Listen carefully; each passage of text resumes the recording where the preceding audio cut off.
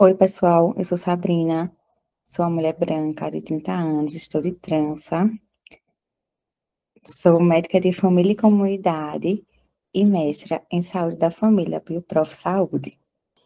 Eu vou conversar com vocês sobre uma temática muito importante, que é a vigilância materno-infantil. Vamos começar conhecendo um pouco a Política Nacional da Vigilância em Saúde. Essa política busca conhecimento aprofundado do território, utilizando para isso os dados epidemiológicos e avaliações de risco para o planejamento de ações, a alocação de recursos e a definição de diretrizes programáticas, perpassando pela equidade e o acesso universal. Além disso, além disto, busca a integração das ações de vigilância e saúde com os demais serviços e políticas do SUS, assegurando a continuidade e integralidade da atenção à saúde da população, e também busca a descentralização político-administrativa, com a autonomia local e a inserção das ações de vigilância no processo de regionalização dos serviços de saúde, o que é essencial para adaptar as políticas às realidades locais. A partir dos dados notificados por nós, os profissionais de saúde, vão ser desenvolvidas ações como a promoção da saúde pública, com intervenções individuais e coletivas em todos os níveis de atenção. A gestão de riscos com foco na identificação, planejamento, intervenção, regulação, comunicação e monitoramento de riscos, doenças e agravos, e a resposta eficaz às emergências de saúde. Além disso, a política estimula a produção de evidências científicas que contribuem para o aprimoramento das práticas de saúde coletiva e as ações clínicas do SUS. A vigilância materno-infantil é um conjunto de ações contínuas e integradas que visam monitorar, prevenir e tratar condições que afetam a saúde de gestantes, puérperas, recém-nascidos e crianças até os 5 anos de idade. A razão de mortalidade materna é um indicador de saúde que vai medir o número de mortes de pessoas, de mulheres, por causas relacionadas à gestação, parto e puerpério, por cada 100.000 nascidos vivos. É um dos indicadores globais de saúde mais importantes. A morte materna é um indicador sensível que reflete o nível socioeconômico, o acesso e a qualidade dos serviços de saúde, além da assistência durante a gestação e o pós-parto. A morte materna é considerada uma grave violação dos direitos humanos, pois, na maioria das vezes, é evitável quando há um sistema de saúde eficiente e acessível. Então, essa razão de mortalidade materna estava em uma estabilidade até o ano de 2019. No entanto, com o início da pandemia, eh, a razão da mortalidade materna subiu aqui no Brasil de 57,9 óbitos por 100.000 nascidos vivos em 2019 para 117,4 óbitos por 100.000 nascidos vivos em 2021.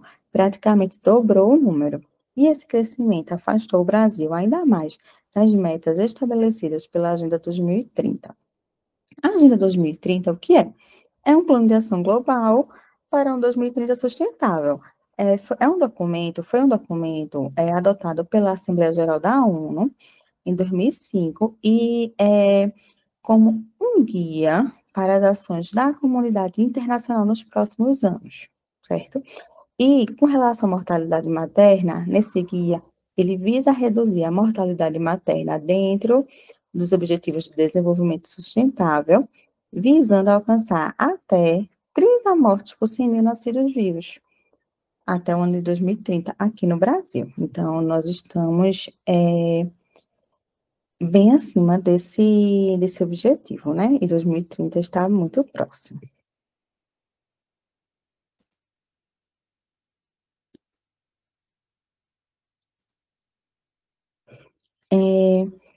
Com relação à distribuição espacial da razão de morte materna por Geres, aqui em Pernambuco, no período de 2018 a 2019 e no período de 2020 a 2021, a gente consegue perceber que a maioria das Geres estava considerada como classificada como uma média, ou alto ou muito alto, razão de morte materna. A gente vê que, com relação à razão de mortalidade materna até 42 dias, nesse primeiro período de 2018 a 2019, a maioria dos municípios estava classificado como alto, certo?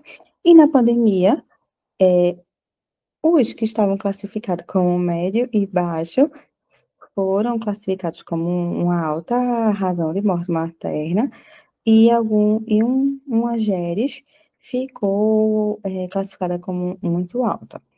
E com relação à razão de mortalidade materna, que inclui os óbitos maternos até 1 ano pós-parto, eh, antes da pandemia, a maioria dos municípios estava classificado como alto, havia só do município não, desculpa, das GERES, a maioria das GERES estavam classificadas como alto, havia uma GERES classificada como muito alto. E na pandemia, eh, as GERES ficaram classificadas como muito alto, 2 GERES ficaram classificadas como muito alto. Com relação às causas de óbito materno em Pernambuco, no ano de 2022 e no ano de 2023, até junho, é importante considerar que são consideradas duas 2 categorias, como a categoria 1, né, causas maternas obstétricas diretas, que são relacionadas às complicações que ocorrem durante a gravidez, o parto ou puerpério, e que podem ser causadas pelas intervenções ou omissões ou os tratamentos incorretos. E tem as causas maternas obstétricas indiretas, que está relacionado a doenças que já existiam antes da gestação ou que se desenvolveram durante esse período gestacional, mas não foram causadas por complicações obstétricas diretas. Então, a gente consegue ver aqui que a principal causa de morte, tanto no ano de 2022 quanto no período avaliado de 2023, foi hipertensões diretas, certo? E aí a gente consegue entender que essa evitabilidade das mortes se encontra predominantemente no pré-natal. Nós, na atenção básica, conseguimos fazer a profilaxia, de pré-eclâmpsia, nós conseguimos fazer o diagnóstico adequado, nós conseguimos fazer o tratamento oportuno, inclusive pré-concepcional, né, de pacientes hipertensas.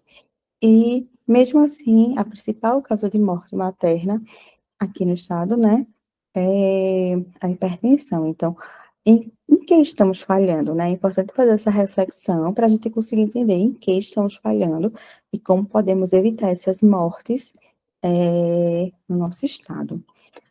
Com relação às mortes também, se observa que a maioria dessas pessoas que morreram eram mulheres de cor parda, na faixa etária de 30 a 39 anos, muito jovens, e a maioria das mortes ocorreu em grupo de mulheres que tinham passado de gestação anterior, que havia culminado em parto ou aborto.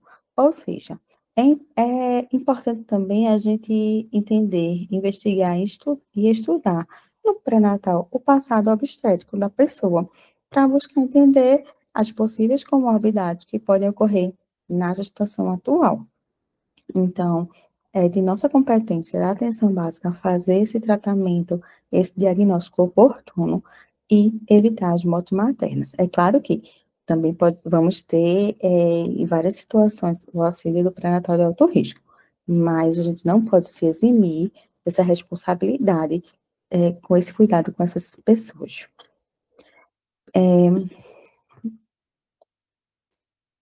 Com relação ao comitê de morte materna, é muito importante a gente entender qual é o papel, né, dos comitês de morte materna aqui no estado. Então, os comitês de mortalidade materna são organismos interinstitucionais e educativos, que são compostos por representantes do governo e da sociedade civil, com uma abordagem sigilosa não coercitiva e não punitiva. Seu objetivo é analisar os óbitos maternos e propor medidas para reduzi-las nas regiões de atuação, avaliando a qualidade da assistência à saúde e subsidiando políticas públicas. Embora cada município tenha autonomia para organizar esse comitê, é comum que sejam estabelecidos comitês regionais, por região de saúde, com apoio do Comitê Estadual de Estudo de Mortalidade Materna, daqui de Pernambuco. A organização dos comitês hospitalares também é essencial para discutir e analisar óbitos maternos, identificando responsabilidades e medidas preventivas. Esses comitês são obrigatórios para todas as maternidades de referência que atuam no Estado. A elaboração entre as secretarias de saúde a colaboração entre as secretarias de saúde estaduais e municipais é crucial para garantir o cumprimento dessas funções. E aí, nesses comitês de moto materna, podem participar a sociedade científica, entidades de classe, movimentos feministas, defensores dos direitos das mulheres, pode participar lideranças negras, indígenas, o Ministério Público, tudo isso no sentido de defender o direito à vida das mulheres. Quais são os objetivos dos comitês de mortalidade materna? Estimular a organização de outros comitês, estimular a organização da investigação de óbitos segundo os critérios preconizados, avaliar a situação e distribuição dos óbitos maternos, seus componentes e fatores de risco, identificar possíveis problemas nos diferentes níveis de assistência, definir evitabilidade de óbito, avaliar a qualidade da assistência prestada à mulher nos serviços de saúde, identificar e recomendar estratégias e medidas de atenção à saúde necessárias para a redução da mortalidade, envolver e sensibilizar os gestores, profissionais da sociedade civil sobre a importância e a gravidade da mortalidade materna, definir e caracterizar óbitos maternos evitáveis como evento sentinela, construir um processo de aprendizagem crítico, contextualizado e transformador dos profissionais de saúde por meio de responsabilização e discussão dos óbitos ocorridos na área de atuação dos serviços, divulgar a magnitude e a importância da mortalidade materna na forma de relatórios, boletins, publicações, e promover a interlocução entre todas as instituições pertencentes a qualquer um dos poderes públicos ou setores organizadores da sociedade civil, com a finalidade de garantir a execução das medidas apontadas. E nós, da atenção básica, né? Qual é o nosso papel? Nós temos um papel indispensável, tanto como eu já comentei, nesse diagnóstico oportuno no tratamento adequado, né, das doenças hipertensivas, que são as principais causas de mortalidade materna em Pernambuco, e para além disso, manter as ações de vigilância, que é com a coleta, a análise e disseminação contínua dos dados sobre os eventos de saúde. Essa colaboração, né, entre a APS e a vigilância visa o planejamento e a implementação de medidas de saúde pública para proteger a população, prevenir e controlar riscos, agravos e doenças, além da promoção da saúde. As ações de vigilância em saúde são um processo contínuo de coleta, análise e disseminação de dados sobre os eventos da saúde. E vale salientar, né, a importância dos agentes de saúde, agentes comunitários de saúde e dos agentes de combate a endemias para a realização das atividades de promoção de saúde, prevenção de doenças, vigilância, com as visitas domiciliares, com as ações educativas e a investigação epidemiológica. E vale salientar que todos os profissionais de saúde são responsáveis pela notificação compulsória e investigação de casos suspeitos ou confirmados de doença, agravos e outros eventos relevantes, conforme os protocolos e normas estabelecidos. Então, temos a Lista Nacional de Notificação Compulsória de Doenças, que a gente sempre pode revisitar, relembrar quais são as doenças e lembrarmos que todos nós podemos e devemos fazer essa notificação. Algumas doenças que estão na lista nacional de notificação compulsória são a coqueluche, hepatite B, sífilis congênita e tétano. Essas doenças também participam de uma outra lista, que é a lista brasileira de internações por condições sensíveis à atenção primária. Essa lista identifica problemas de saúde que podem e devem ser tratados na APS e, se não forem adequadamente tratados, vão resultar em hospitalização. E essas hospitalizações são usadas para avaliar e monitorar a efetividade da atenção primária no sistema de saúde. Então, quando nós, da atenção básica, não conseguimos tratar adequadamente, e a fazer a prevenção, né, com a vacinação, essas doenças, vão gerar hospitalizações. E isso vai inferir na avaliação do nosso serviço, uma avaliação negativa do nosso serviço. E aí eu trago uma reflexão, né, para a gente pensar.